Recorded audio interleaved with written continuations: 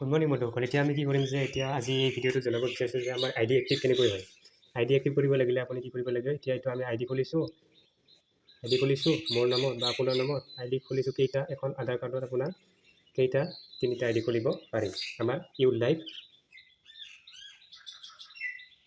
Life creator বিজনেছত এখন আধাৰ কাৰ্ডেৰে তিনিটা মানে আইডি খুলিব পাৰি। এতিয়া এই আইডি তিনিটা এক্টিভ কেনেকৈ কৰিম, এতিয়া আইডি খুলিলোঁ আমি, কিন্তু এক্টিভ কেনেকৈ কৰিম, অৰ্থাৎ আমি গাড়ীখন কিনিলোঁ কিন্তু গাড়ীখন আমি চলাম কেনেকৈ যদি তেল নভৰাওঁ। ঠিক তেনেদৰে মানে আমি এই গাড়ীখন চলাব লাগিলে কি কৰিব লাগে, এই এটা আইডিত এক্টিভ কৰিব লাগিলে 899 rupees এড কৰাব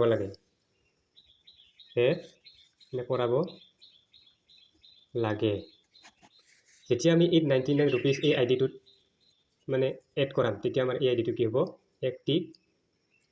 এক্টিভ হৈ যাব।